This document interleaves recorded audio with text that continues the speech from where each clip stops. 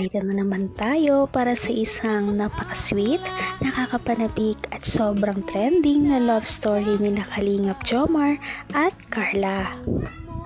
Ay aking makilala. Para sa pagpapatuloy ng ating love story ay nakakatuwa nga dahil pagkatapos ng kanilang mahabang alitan ay nagkaroon na sila ng pagpapati at ngayon ay magkikita na ulit ang love team na Jomar at Ate Carla. Sa pagbisita nga ngayon ni Kalingap Jomar ay parang napansin niya kay Ate Carla na parang iba na naman ang kanyang aura dahil parang may sakit daw ito.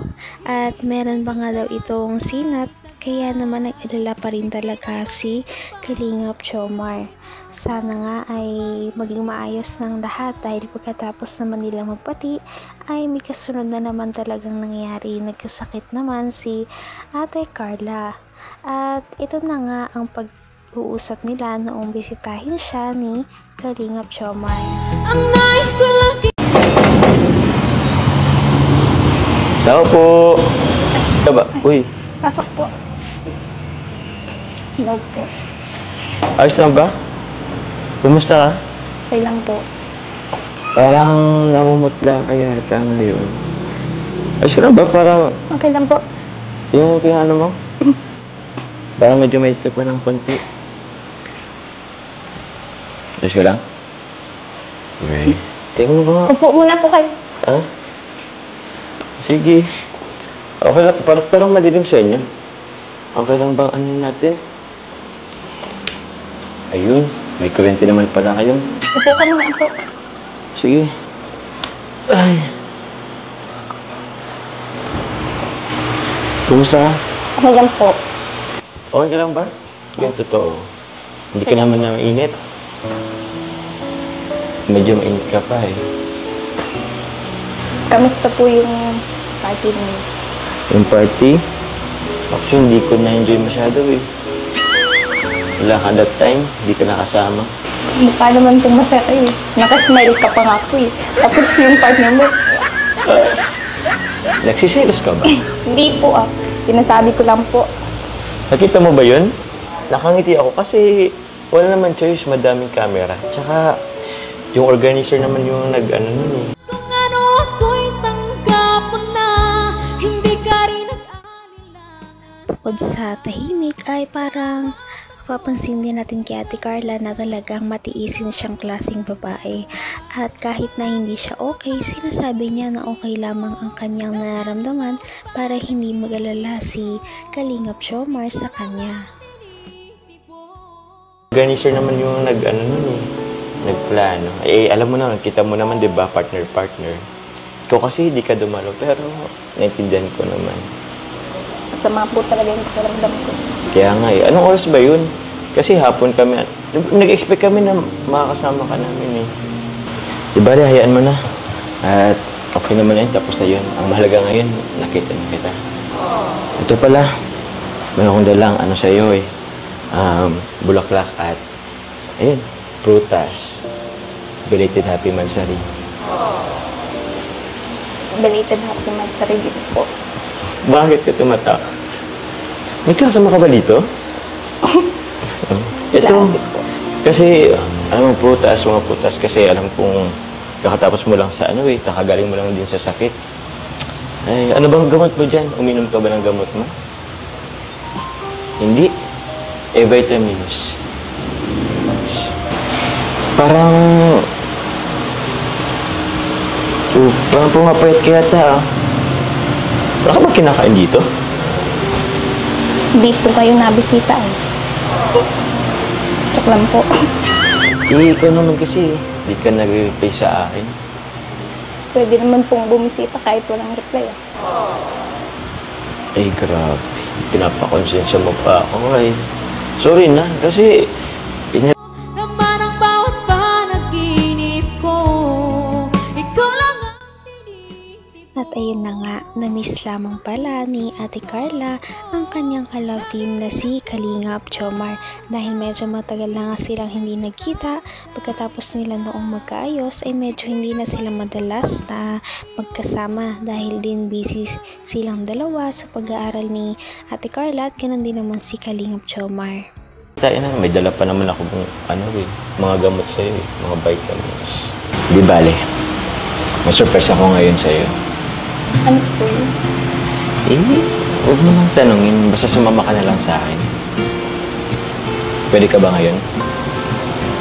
Okay, tara na. Hello, Carla. Namiss kita. Saya ko ngayon. Parang hindi naman po. Saya niyo nga po. Oo, masaya ako. Saya-saya niyo po nung nakaraan kahit po wala ako. Alo? Grabe siya. Ba't mo nasabi yun? Kung yung mga nakikita mo sa picture, ganun talaga yun. Kailangan natin maging masaya. Kailangan natin ipakita masaya tayo kasi, lalo na ako kasi that time, puro kasi camera that time isang ano kasi yun, ball, di ba? Kaya, Tamis din po kita. Talaga ba? Seryoso ba yan? Parang hindi ko naman in-expect yan Joke lang po tulong. Uy! Oh, bro, Jay, narinig mo yan, di ba? Bisa ako ni Carla Ay, buti na lang. Alam ko pa naman, galit ka sa akin Kailangan nagtatampo ka sa akin. Hanggang wakas ay tayo ng dalawa. Palagi kang naman ang isip ko. Dahil sa stress na nararamdaman ni Ate Carla at sa parang pagiging matamlay niya dahil sa kanyang sakit ay ginala muna siya ni Kalingap Jomar at nakakatuwa naman dahil sa matagal nilang hindi pagsasama sa wakas ngayon ay magkakaroon ulit sila ng bonding.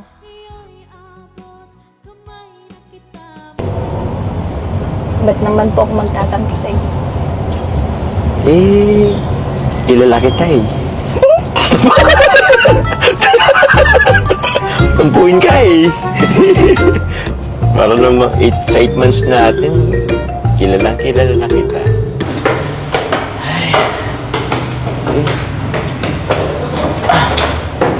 Excited na ako. Ano po tayo dito? Secret. Basta, tas ka lang. Surprise na lang ito mamaya. Excited na ako. Ano ba lagi ako excited pag napunta rito? Morning po. Ano ko yan? Tuloy po. Ano po tayo dito? Bahala tayo. Basta. Ayun mo lang. Mamaya. Basta relax ka lang. Kaya po dito. Tara lang po. Huwag kang alis. Surprise nga kita dito Basta hayaan mo lang. Basta mamaya, mag-enjoy ka na lang. Kasi, mansarin natin. Yun. Late celebration nga lang. Pero, alam ko mag-enjoy ka at maging masaya. Ito nga ang kanilang unang date pagkatapos ng matagal nilang hindi pagsasama kaya nakakatuwa kung ano kaya ang kanilang gagawin dahil hindi pa sinasabi ni Kalingap Jomar kung ano ba talaga ang kanyang hinanda o plano para sa kanilang date ngayong araw at makapapanood niyo yan sa ating susunod na video. Kaya sana ito ay inyong abangan. Patindi na ng patindi ang mga pangyayari sa kanilang love story. Kaya naman sobrang dami talaga ang kinikilig sa kanilang love story at palaging nag-aabang. Kaya naman sana ay magkatuluyan din ang dalawang ito, si Ate Carla at Kalingap Jomar. Sana din ay patuloy natin silang subaybayan at suportahan para magpatuloy pa ang kanilang love team. Paniguradong hindi lamang ito ang ating aabangan dahil marami pang mga susunod na kilig moments na mangyayari sa kanilang dalawa. Yun lamang at maraming salamat sa panonood. Bye!